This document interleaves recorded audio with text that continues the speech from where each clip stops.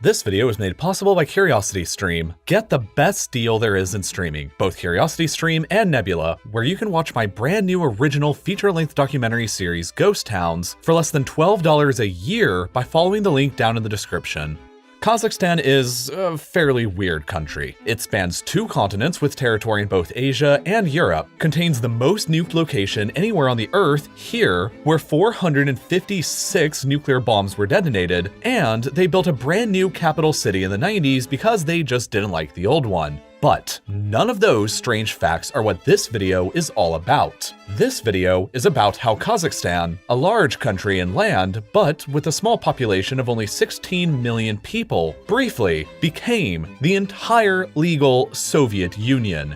Here's how this happened. By 1991, the Soviet Union was collapsing from the inside. It really began back in the 1980s, but some have said that it really all began in 1922, back when the USSR was first created. You see, the Soviet Union was established in the beginning theoretically as a voluntary union of various different republics that were each united under a central government in Moscow. As a federation, each of the various Soviet republics technically retained the right to secede from the USSR. But obviously, for practically all of the Soviet Union's history, this technical right was totally meaningless because the central government in Moscow wouldn't ever allow it. Some republics, like Estonia, Latvia, and Lithuania, were themselves forcibly absorbed into the Soviet Union after they were invaded in 1940. And in addition to the Soviet Union itself, there was also the Warsaw Pact, created in the aftermath of World War II, which was composed of East Germany, Poland, Czechoslovakia, Hungary, Romania, and Bulgaria, all 6 of which had been invaded by the Red Army, had communism forced upon them, and were effectively Soviet satellite states with negligible independence. Although also technically voluntary, membership was truly compulsory because the Soviet Army would always respond to any moves at independence from any of the governments, like they did against Hungary in 1956 and Czechoslovakia in 1968. The entire order of Soviet rule in Eastern Europe and Central Asia was kept together by force from the central government. But all of that began to change in the late 1980s. In 1985, Mikhail Gorbachev was elected as the new General Secretary of the Communist Party, and he quickly began introducing his new policies of glasnost and perestroika into Soviet society. The Soviet economy was lagging significantly behind the West, and Gorbachev initially believed that these policies would help revitalize the Soviet Union moving ahead into the 21st century. Instead, these policies largely destroyed the country. Mass censorship was reduced, freedom of speech was tremendously extended, liberal economic reforms were initiated with private individuals being able to own their own businesses for the first time. And most importantly for this story, he refused to use the Soviet military anymore to force countries and republics to remain as members of the system.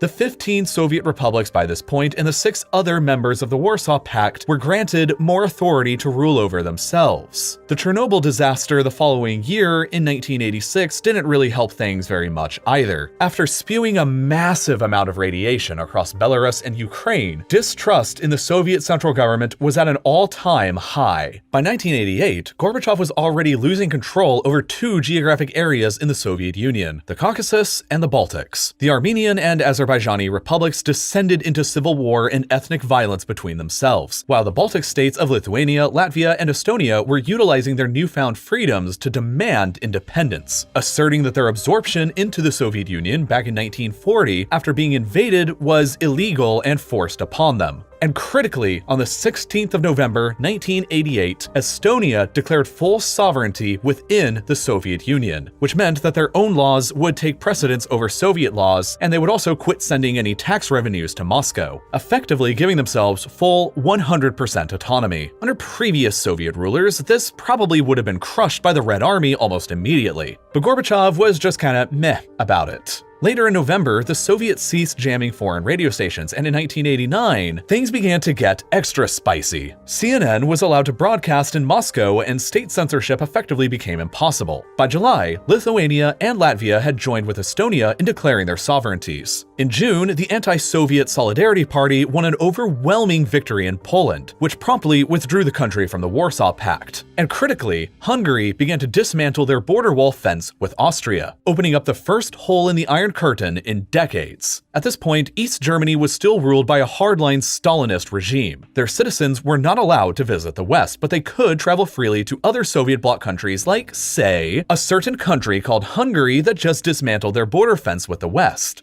Thousands of East Germans traveled to Hungary on vacation and immediately fled into Austria and towards West Germany. Furious, the East German regime demanded that action be taken by the Soviet Union, but Gorbachev critically again refused. In August, 2 million Baltic people joined hands to create a massive human chain along the border with the rest of the Soviet Union, advocating for full independence. As the civil war and ethnic violence escalated even further in the Caucasus, Armenia followed suit and declared their own sovereignty the following month in September. East Germany was facing increasing pressure from its own citizens for democratic reforms, while their Stalinist leader, Erich Honecker, took the opposite stance of Gorbachev and refused to enact any reforms. He begged Gorbachev to use the Red Army to crush East Germany's opposition, like what they had done in Czechoslovakia and Hungary in the past. But Gorbachev continued to refuse. Instead, Honecker was forced to resign in October, and on the 9th of November, following a very confusing media broadcast, crowds of East Germans flocked to the Berlin Wall and began the process of tearing it all down. The East German communist regime collapsed, and within a year, Germany would be reunited again, and for a single year between 1990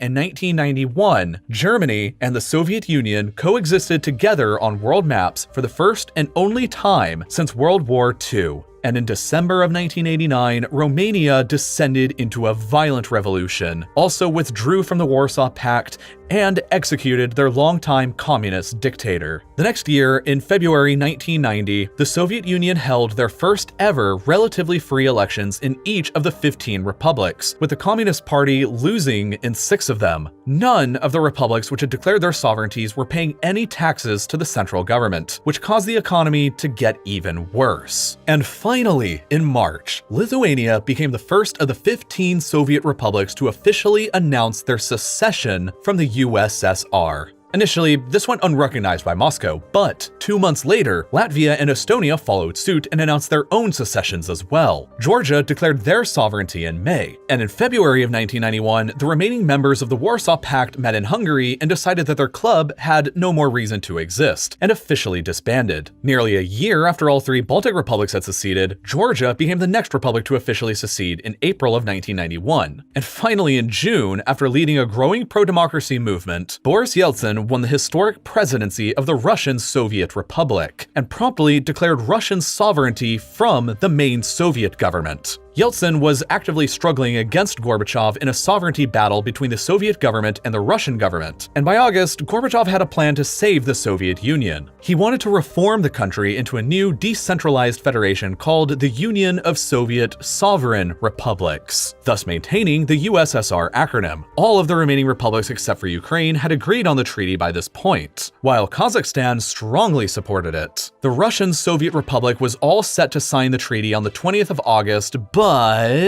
a group of Communist Party hardliners launched a coup the day before on the 19th in an attempt to take the country over from Gorbachev, who they believed was actively destroying the whole Soviet Union. They put Gorbachev under house arrest, attempted to arrest Boris Yeltsin, and suspended all political activity. However, Yeltsin rallied his supporters atop a tank in Moscow, and the coup support quickly evaporated. Rather than saving the Soviet Union, the coup radically destabilized the entire country and accelerated its destruction even further. Just 2 days after the coup fell apart, Ukraine seceded from the Soviet Union, amid fears that another coup would have undermined their freedoms. 3 days later, Moldova seceded. 4 days after that, Uzbekistan and Kyrgyzstan seceded on the same day. 9 days from then, it was Tajikistan that left. 12 more days and Armenia finally left, and about a month after that, Azerbaijan left as well. At the end of October, it was Turkmenistan who seceded, and by November of 1991, it was only Russia, Belarus, and Kazakhstan left. On the 10th of December, Belarus seceded, and on the 12th, it was Russia itself who seceded, which left Kazakhstan as the sole and final remaining member of the Soviet Union.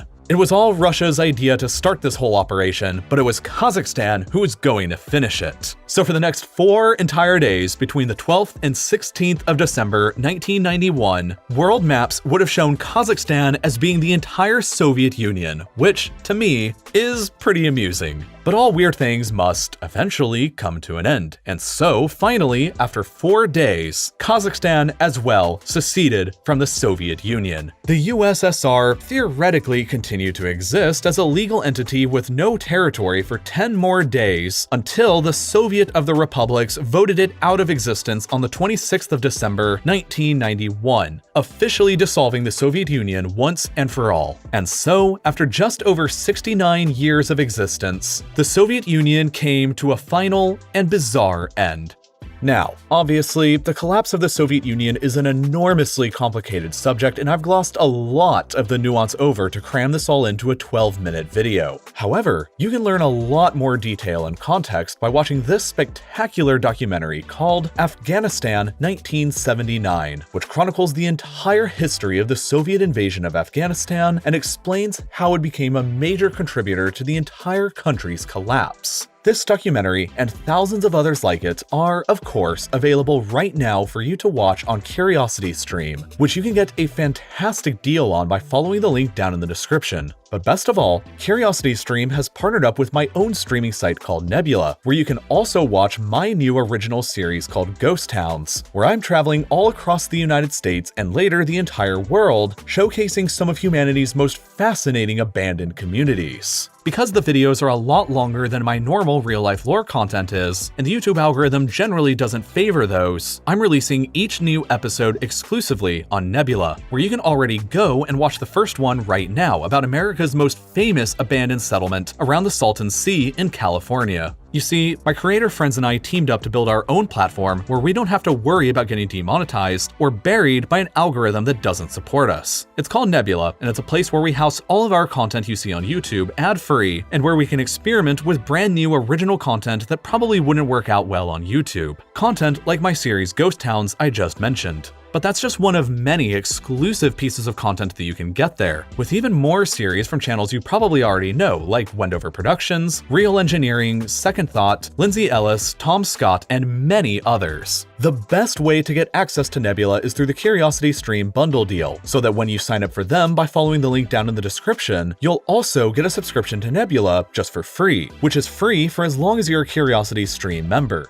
And what's even better is that right now, for a limited time, an entire year-long subscription to CuriosityStream only costs less than $12, meaning that you can get both CuriosityStream with thousands of professional documentaries and Nebula with all of your favorite thoughtful YouTubers' exclusive and ad-free content for less than $1 a month. It's the best way that you can support my channel and educational content in general, plus you get to watch some really cool and thoughtful original content. And as always, thank you for watching.